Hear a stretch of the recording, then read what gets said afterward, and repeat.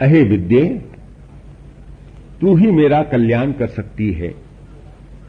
तेरे माध्यम से ही जीवन के दुख कष्टों का उपशम हो सकता है। ऐसा मान करके जब मैं जाता हूं, ये इमाम ब्रह्म विद्याम उपयंती आत्मभावेन श्रद्धा भक्ति पुरस्सरा संता।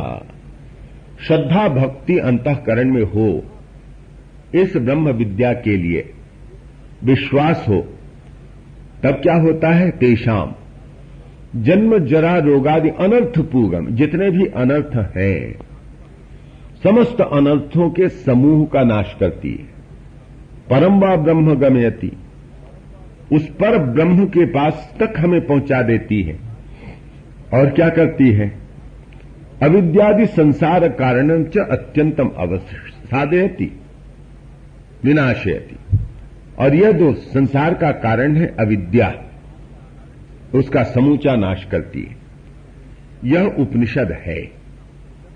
तो जैसा मैंने कहा कि एक एक उपनिषद का एक एक अलग अलग दृष्टिकोण, सत्य तो वही है, वहीं तक ये सारे के सारे उपनिषद पहुंचाते हैं, परंतु रास्ता कुछ भिन्न, देखने का तरीका कुछ भिन्न, परंतु मूल जो बातें हैं वे मूल बातें सब में समान है, पर शैली में भिन्नता है जिससे रोचकता बनी रहे। एक ही प्रकार की शैली में एक ही बात को लिखा जाए अलग अलग ग्रंथों में, तो आपको कोई रुचि नहीं होगी पढ़ने में। आप कहेंगे एक ही बात लिखी गई है, छोड़ो जी। तो ये जितने उपनिषद आपको मिलते हैं अलग अलग शैली में लिखे हुए, उनका जो अप्रोच है सत्य के प्रति, दृष्टिभंगी है, दृष्टिभंगी में नवीनता है। ये सभी उपनिषद उस सत्य को पाना चाहते हैं, हमें सत्य के पास ले जाना चाहते हैं, परंतु अलग अलग ढंग से। जैसे केनोपनिषद में प्रश्न किया, शिष्य ने आकर के गुरु के पास साक्षात प्रणत हुआ, सेवा की, और उसके पास बाद उसने प्रश्न पूछा, केनेशितम पतति प्रेषितम मनः, केन प्राणः प्रथमः प्रैति युक्तः, केनेशिताम वाचमिमाम वदन्ति, चक्षुः श्रोत्रम कवु देवो युनक्ति। यह पहला मंत्र है। और यहां पर प्रश्न पूछा गया, केनेशितम पतति प्रेषितम मनः, किसकी इच्छा से मन प्रेरित हुआ सा, प्रेषित हुआ सा अपने पदार्थों की ओर जाता है, अपने विषयों की ओर जाता है। केनेशिताम वाचमिमाम वदन्ति, किसकी प्रेरणा से वाणी बोलती है, किसकी इच्छा से? चक्षुः श्रोत्रम कवुदेवो युनक्ति, आंखों को देखने के लिए और कानों को सुनने के लिए कौन प्रेरित करता है? वह कौन सा देवता है जो प्रेरित करता है? अब यह तो विचित्र सा प्रश्न लगता है। यदि कोई मेरे पास आए और यूं ही पूछे कि अच्छा, मन अपने विषयों की ओर क्यों जाता है, किसकी इच्छा से जाता है, आंखें क्यों देखती हैं, कान क्यों सुनते हैं, प्राणों का प्राणन क्यों होता है, तो मैं क्या कहूंगा? इसमें पूछने की क्या बात है? आंखें देखती हैं सो देखती हैं, कान सुनते हैं सो सुनते हैं। अब किसकी प्रेरणा से सुनते हैं? तो मानो मैं इस प्रश्न को साधारण रूप में ग्रहण करता हूं, और जो व्यक्ति प्रश्न पूछ रहा है उसके प्रति मेरी अविज्ञा बुद्धि होती है। ये क्या प्रश्न पूछता है? यह भी कोई पूछने का प्रश्न है कि आंखें क्यों देखती हैं, कान क्यों सुनते हैं, मन क्यों विचार करता है, किसकी प्रेरणा से विचार करता है? और किसी प्रश्न पर विचार करने का समय नहीं, इसलिए यह प्रश्न पूछ रहे हो, समय जाया कर रहे हो। पर अत्यंत वैज्ञानिक प्रश्न है। ये जो वैज्ञानिक लोग होते हैं ये लोग अजीबोगरीब प्रश्न को लेकर के बैठ जाते हैं और छोड़ते ही नहीं जब तक उत्तर मिलता हो। एक उदाहरण न्यूटन का आप पढ़ते हैं। उनके जीवन में एक दिन बगीचे में बैठे थे, अचानक उनकी नजर सेब के पेड़ पर पड़ी। सेब का फल टूटा, नीचे गिरा।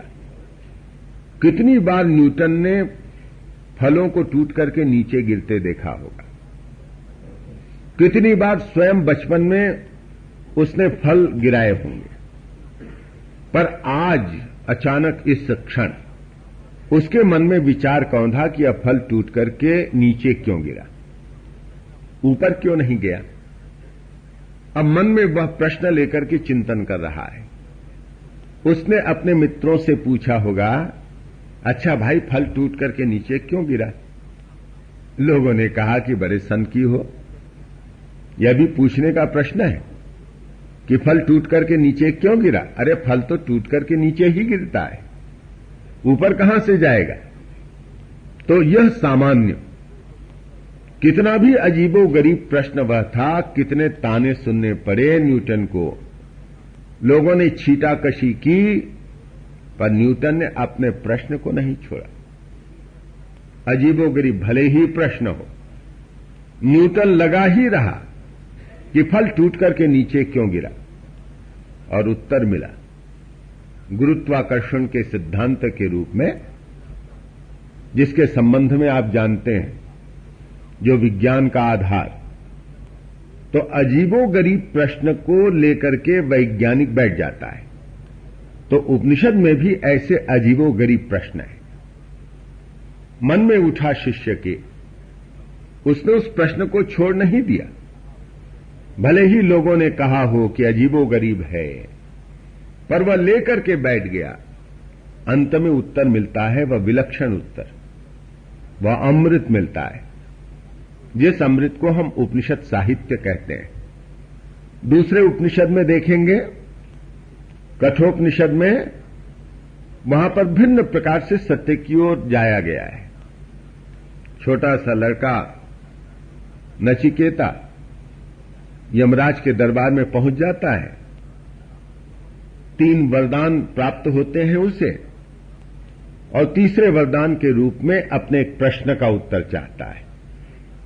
पूछता है यमराज से, येयम प्रेते विचिकित्सा मनुष्य अस्तीति एके नायम अस्तीति चैके एतद विद्याम अनुशिष्टस्त्वया वराणाम एष वरस तृतीय। कुछ लोग कहते हैं कि मनुष्य मरने के बाद नहीं रहता, कुछ लोग कहते हैं कि मरने के बाद भी बचा रहता है। तो आप तो मृत्यु के देवता हैं, आप ही ठीक ठीक बता सकते हैं कि मनुष्य के मरने के बाद क्या होता है। बस तीसरे वरदान के रूप में मेरे इसी प्रश्न का उत्तर दीजिए। यह एक दूसरा तरीका है सत्य की ओर जाने का। मुंडकोपनिषद में पढ़ेंगे तो वहां पर एक तीसरा तरीका दिखाई देता है। महाशाल महागृहस्थ शौनक जाते हैं अंगिरा ऋषि के पास और प्रश्न करते हैं, कस्मिन्नु भगवो विज्ञाते सर्वमिदं विज्ञातम भवति इति। भगवान मैं किसको जानूं कि सब कुछ का जानना हो जाए। जानने की बड़ी तीव्र स्पृहा है शौनक के भीतर, और उन्हें ऐसा लगता है कि जीवन इतना अल्प और ज्ञान का क्षेत्र इतना विस्तृत, अल्प जीवन में मनुष्य क्या क्या जान सकता है। परंतु कोई अर्क है क्या ज्ञान का, जिसको जान लेने से जो कुछ भी ज्ञातव्य है सब कुछ जान लिया जाए। यथा एकस्मिन् मृत्पिंडे विज्ञाते सर्वम मृण्मयम विज्ञातम स्यात्। जैसे मिट्टी के एक लोंदे को जान लेने से जो कुछ भी मिट्टी से बना हुआ पदार्थ है उसका तत्व जान लिया जाता है, ऐसे ही कोई ज्ञान का अर्क है क्या जिसको जान लूं कि सब कुछ का जानना हो जाए। यह तीसरा तरीका है। चौथा तरीका है श्वेताश्वतर उपनिषद में, वहां पर कारण पर विचार कर रहे हैं। किम कारणम ब्रह्म, कुतस्म जाता जीवाम केन क्वचसम प्रतिष्ठाः अधिष्ठिताः केन सुखेतरेषु वर्तामहे ब्रह्मविदो व्यवस्था। श्वेताश्वतर यदि ऋषि का नाम हो छद्म या सही, तो उन्होंने अपने घर में ब्रह्म गोष्ठी का आयोजन किया। प्राचीन युग में अन्य गोष्ठियों के समान ब्रह्म गोष्ठी का भी आयोजन होता था। जैसे आजकल विज्ञान गोष्ठी, साहित्य गोष्ठी, इतिहास गोष्ठी, तो इसी प्रकार ब्रह्म गोष्ठी, जहां पर ब्रह्म के संबंध में चिंतन चलता था। यह ब्रह्म क्या है? ब्रह्म धातु से निकला शब्द। ब्रह्म का मतलब होता है फैलना, ब्रह्म का मतलब है फैलाव, ऐसा फैलाव, ऐसा एक्सपांस जिससे अधिक फैलाव की कल्पना ही न हो। तो ब्रह्म का मतलब जहां तक आंखें जाएं, जहां तक मन जाए, वह सब कुछ ब्रह्म ही है। उस फैलाव से अधिक की कल्पना तो होगी ही नहीं। तो इस संसार का कारण क्या है? क्या यह फैलाव देश के अर्थ में और मन की दृष्टि से काल के अर्थ में? आंखों के द्वारा देश दिखाई देता है और काल की जो कल्पना है वह मन के द्वारा होती है। मन काल में विचरण करता है और यह जो हमारी देह है वह देश में विचरण करती है। तो यह देश और काल, तो वहां पर सबका स्वागत करते हैं जितने भी आए हुए हैं ब्रह्मज्ञ, ब्रह्म के जानने वाले, ब्रह्मविद। तो उन सब से स्वागत करने के पश्चात कहते हैं कि ब्रह्मर्षियों, ब्रह्मविद लोगों, आपको मैंने बुलाया है इस ब्रह्म गोष्ठी के लिए। तो ब्रह्म गोष्ठी में चिंतन करने के लिए ये विषय है, ये प्रश्न है, किम कारणम ब्रह्म कुतस्म जाता। इस संसार का कारण क्या है? या यह भी अर्थ हो सकता है कि यह जो ब्रह्म है, फैलाव है, जो देश दिखाई देता है अनंत, उसका कारण क्या है? किम कारणम ब्रह्म कुतस्म जाता। हम लोग कहां से पैदा हुए हैं? जीवाम केन, हम जीवित हैं तो किसके द्वारा जीवित हैं? क्वचसम प्रतिष्ठा, हमारी प्रतिष्ठा कहां है? हमारा आधार कौन सा है? यह अधिष्ठिता केन सुखेतरेषु वर्तामहे ब्रह्मविदो व्यवस्था। यह जो जीवन की नदी बह रही है, सुख और दुख दो कूलों को, दो किनारों को छूती हुई, इसके बहने का क्या प्रयोजन है? ब्रह्मविद लोग, आप लोग अपनी अपनी दृष्टि से इन प्रश्नों का उत्तर दीजिए। यह पहला मंत्र है श्वेताश्वतर उपनिषद का, और फिर उसके पश्चात उत्तर दिए गए हैं। तो सत्य पाने का यह भी एक रास्ता है। प्रश्नोपनिषद में ऐसे ही प्रश्न किए जाते हैं आकर के। तो मैं कह रहा था कि यह जो उपनिषद साहित्य है, इसमें अलग अलग विधि है उस सत्य को जानने की। यहां पर एक विशेष प्रकार की विधि है। तो पहले हर एक उपनिषद में एक शांति पाठ होता है। शांति पाठ होता है मन को अनुकूल बनाने के लिए उस विद्या के। जैसे हम शांति पाठ करते हैं, इसका मतलब होता है कि जो उस मंत्र में अर्थ है, उस अर्थ का चिंतन करने से हमारी इंद्रियां शांत हो जाएं, मन की लहरियां शांत हो जाएं, ताकि प्रतिभात हो भीतर में उस सत्य का। जब मन शांत होता है तो इस शांत मन में उस विद्या की झलक स्पष्ट पड़ती है, प्रेरणा तीव्र होती है, और मन शांत और एकाग्र होने से पैना होता है, और पैना होने से फिर अपनी परतों के भीतर में घुसता है, अपनी परतों को छेदता है। जब मन पैना हो जाता है तो अपने भीतर घुसने की सामर्थ्य प्राप्त करता है। जब तक मन चंचल है, आज जैसे हमारा मन चंचल है, तो भीतर की कौन कहे, बाहर ही नहीं टिकता है। आप देखेंगे किसी विषय में मैं मन को लगा करके रखना चाहूं, मन भाग जाता है, उसमें कहीं जाकर के केंद्रित होता नहीं है। पर जहां भी मन केंद्रित हो, वहां आप देखेंगे कि उसका सार निकाल लेता है, यदि मेरा मन व्यवसाय में केंद्रित होता है तो व्यवसाय के जो सूक्ष्म सूत्र हैं वे मेरे हाथ लग जाते हैं। यदि मेरा मन अन्य किसी विद्या में केंद्रित होता है, धन उपार्जन के साधनों में केंद्रित होता है, तो जितना निविष्ट वह होगा तो धन उपार्जन के साधन उतने ही मेरे सामने खुल जाते हैं। यदि खगोल शास्त्र में मेरा मन केंद्रित होता है तो मानो उसके सारे रहस्य मुझे मालूम पड़ने लगते हैं। यह विलक्षण मन है। मन को एकाग्र करके आप जिसका ज्ञान प्राप्त करना चाहें वह पा सकते हैं। लौकिकी विद्या में, किसी सामान्य विद्या में, सांसारिक विद्या में यदि एकाग्र करें तो यह संसार की विद्या अधिगत होगी, और यदि आप अन्य किसी विद्या में इसे एकाग्र करें तो वह विद्या आपके हाथ लगेगी। जिसका मन चंचल है, स्थिर नहीं बैठता है, न तो व्यापार में बैठता है, न तो संसार में बैठता है, न तो कहीं अध्यात्म शास्त्र में बैठता है, ऐसा व्यक्ति सफल नहीं होता है। आप यह देखेंगे कि भौतिक सफलता प्राप्त करने के लिए भी मन की एकाग्रता चाहिए। तो यहां पर अध्यात्म का सूत्र दिया गया, साधना का सूत्र शांति पाठ में। यह जो उपनिषद है सामवेद के अंतर्गत आता है। तलवकार ब्राह्मण है सामवेद, उसमें यह उपनिषद आता है तो छोटा सा, परंतु ईशावास्योपनिषद से बड़ा है। और कथा के माध्यम से पहले तो तत्व का विवेचन है, और कथा के माध्यम से यह कहा है कि वही अहंकार, जिसकी बात मैंने पहले कही थी। तो इसमें मुख्य जो ध्वनि आती है, अहंकार का नाश करो, अहंकार का नाश करो। अहंकार रहने से सामने साक्षात ब्रह्म खड़ा है यक्ष के रूप में। समझ में नहीं आता कौन है, यह यहां कहा है। इन देवताओं के मन में अहंकार था।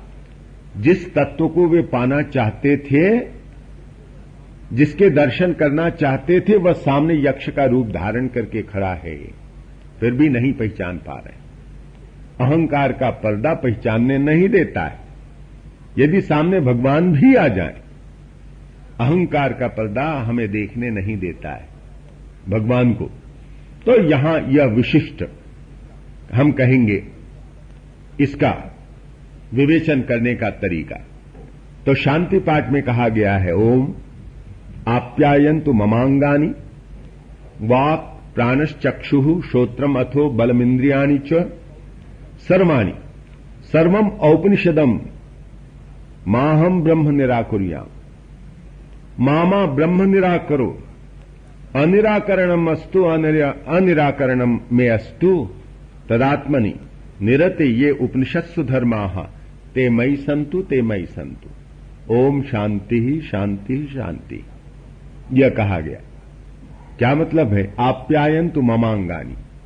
ओम से, ईश्वर के नाम से मानो सब शुरू होता है।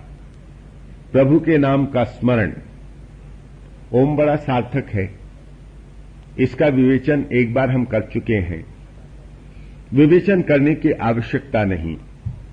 ऐसा यह ओम, वह स्फोट ब्रह्म, वह ईश्वर का प्रतीक प्रणव ओंकार, तस्य वाचकः प्रणवः। ईश्वर का वाचक क्या है? उस परम सत्य का वाचक है यह ओंकार। तो आप्यायन्तु ममांगानि, तो यह जो प्रार्थना कर रहे हैं दोनों मिलकर के, गुरु और शिष्य दोनों मिलकर के, मेरे अंग पुष्ट हों। पुष्ट हों किसके लिए? संसार के भोगों का भोग करने के लिए नहीं, बल्कि साधना करने के लिए। साधना के लिए भी शरीर पुष्ट हो, अंग पुष्ट हो, नहीं तो साधना कहां बनती है। यदि रोग जर्जरित हमारी देह हो, साधना में मन नहीं लगता है। इसलिए कहते हैं मेरे अंग पुष्ट हों, इसलिए कि मैं उस सत्य को पाने का उपाय करना चाहता हूं, साधना करना चाहता हूं। वाक् प्राणश्चक्षुः श्रोत्रम अथो बलमिन्द्रियाणि च सर्वाणि। वाणी, प्राण का जो स्पंदन हो रहा है वह, आंखें कान, बल और संपूर्ण इंद्रियां। बल का मतलब तेज, दृढ़ता, मन की दृढ़ता, मनोबल। मेरा मनोबल पुष्ट हो। मनोबल यदि पुष्ट न हो तो साधना में फिर हम बढ़ नहीं पाते हैं। थोड़ा सा कुछ व्यवधान आया कि हम लड़खड़ा जाते हैं, इच्छा नहीं होती है आगे बढ़ने की, क्रम टूट जाता है। तो कहा गया कि मनोबल मेरा बढ़े और ये सब पुष्ट हो। और क्या हो? सर्वम ब्रह्मोपनिषदम। ये सब कुछ वह औपनिषद ब्रह्म है। औपनिषद ब्रह्म है का तात्पर्य जो ब्रह्म, जो सत्य उपनिषद की प्रणाली से प्राप्त होता है। उपनिषद शास्त्र माने उपनिषद की प्रणाली से मतलब गुरु और शिष्य की परंपरा से। गुरु के पास शिष्य जाता है, विनीत होकर के प्रार्थना करता है ब्रह्म विद्या प्रदान करने के लिए, तो कहता है कि यह सब जो कुछ भी है उपनिषद के द्वारा वेद्य ब्रह्म है। और फिर माहम ब्रह्म निराकुर्याम, मैं ब्रह्म की अवहेलना न करूं, सत्य की अवहेलना न करूं, और मामा ब्रह्म निराकरो, यह सत्य भी मेरी अवहेलना न करे। मानो मैं भी सत्य की अवहेलना न करूं और सत्य मेरी भी अवहेलना न करे। यह प्रार्थना, वह सत्य मुझ पर कृपा करे।